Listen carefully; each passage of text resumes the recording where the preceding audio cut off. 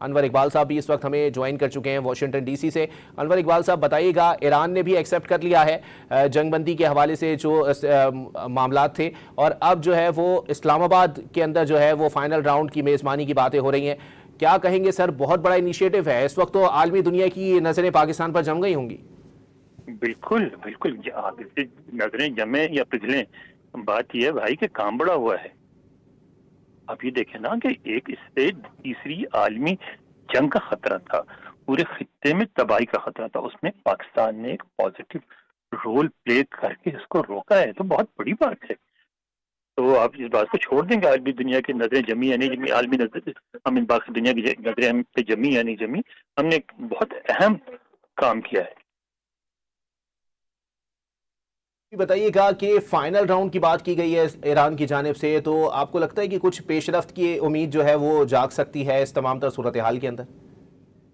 دیکھیں، ایران کی جو صورتحال ہے، اگر آپ ایرانی ہیں، ایران کے اندر رہ رہے ہیں، تو آپ کو بات تو سمجھ آئے گی نا کہ کتنی ڈسٹرکشن ہوئی ہے۔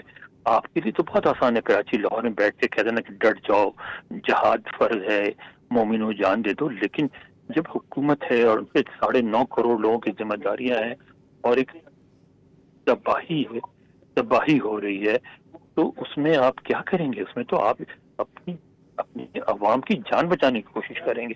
ایران کے لیے پہلی کنسیڈریشن یہ ہے اور یہی ہونی چاہیے۔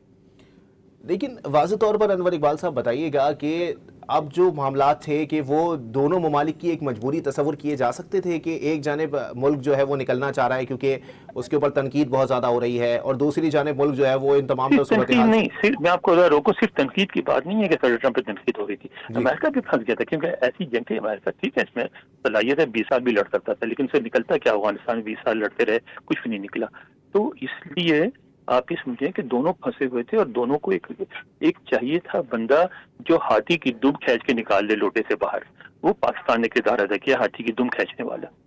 تو انور اقبال صاحب پھر یہ بھی بتائیے گا کہ صحیح ہے، ٹھیک ہے کہ دونوں ممالک نے جو ہے وہ رضامندی اب ظاہر کر دی ہے، لیکن یہ بھی بتائیے گا سر کہ جو معاملات ایران کی جانب سے 10 نکاتی تجاویز رکھی گئی ہیں، اس میں کچھ تجاویز جو ہے وہ منظر عام پر آئی بھی ہیں، جیسے آپ نے ہرمز کے حوالے سے ہے، یا پھر جنگ میں جہاں جہاں نقصان ہوا ہے اس کا ہرجانہ ادا کرنے کی بات ہے، یا پھر امریکی اڈے ہٹانے کی بات ہے۔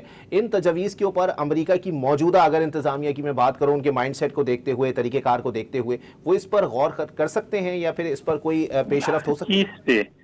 ہر چیز پہ غور کریں گے، لیکن ایک بات آپ ذہن میں رکھیے، بار بار میں اپنے یہاں بھی بات کرتا ہوں، اپنے پاکستانی میڈیا آؤٹلیٹس کو بتاتا ہوں، اس کو اگر آپ دیکھیں گے کہ اس نظر سے کہ ایران کی فتح ہو گئی یا امریکہ کی فتح ہو گئی، تو آپ کو بات سمجھ میں نہیں آئے گی۔ فتح کسی کی نہیں ہوئی ہے، دونوں کو فیس سیونگ کا موقع دینا ہے۔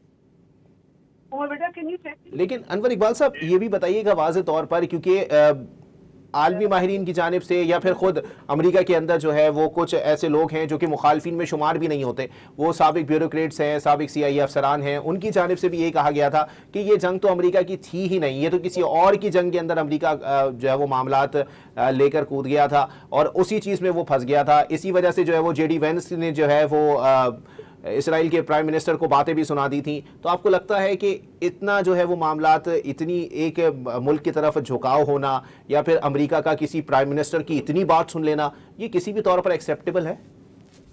دیکھیں، آپ یہ بھول جا رہے ہیں، ہم ہر دفعہ دور کو جہاں تک ہمارا آج جاتے وہیں سے پکڑتے ہیں۔ آپ یہ دیکھیں کہ یہ 500 سال کی تاریخ ہے۔ بالکل۔ ایک یہودی جو ہیں پورے پروسیس سے گزرے ہیں۔ ایک زمانہ ایسا تھا کہ شہر میں کہیں ان کو رہنے نہیں دیا جاتا تھا۔ 1940s تک نیو یارک میں ریسٹورانٹس پہ لکھا ہوتا تھا کہ dogs and Jews not allowed. وہاں سے ہوتے ہوتے جدوجہد کرتے کرتے وہ اسٹیج پہ پہنچے جو اب آپ کو نظر آ رہا ہے۔ تو وہ ایک انفلوئنس ہے ان کا، اور ابھی رہے گا کافی عرصے تک۔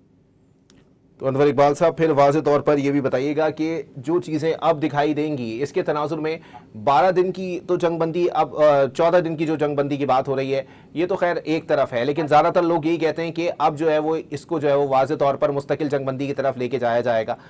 خطے پر اب کیا چیزیں جو ہے وہ نمایاں ہونا شروع ہو گئی ہیں، کیونکہ اسی دوران ہم نے ایک چیز دیکھی جو کہ غیر معمولی معاملات تھے کہ اٹلی کی وزیر اعظم جو ہیں وہ مشرق وسطیٰ کے ممالک کے دورے کر رہی تھیں، انہوں نے ایران جانے کی بھی بات کی، انہوں نے دیگر ممالک کے جو ہے وہ امیر اور دیگر لوگوں سے جو ہے وہ ملاقات کی ہے، وزیر اعظم سے، صدر سے۔ آپ کو کیا لگتا ہے سر، کیا واقعی کسی بلاک کی جو باتیں کی جا رہی تھی وہ کسی حد تک ہو چکی ہیں، یا پھر امریکہ کے جو انفلوئنس کی بات ہو رہی پھر تھی؟ میں کہوں گا بہت جلدی کر رہے ہیں آپ، اتنی جلدی نتائج پہ نہ پہنچے. یہ بات البتہ ہوگی کہ وہ مشرق وسطیٰ میں ایک بہت بڑی تبدیلی آئے گی. اب مشرق وسطیٰ وہ والا نہیں ہوگا جس میں ایک طرفہ چلتی تھی.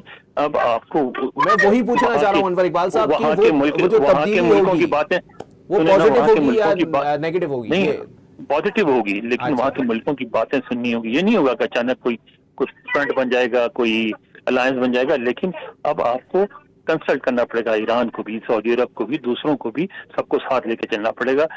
ون وے ٹریفک نہیں ہوگی اب.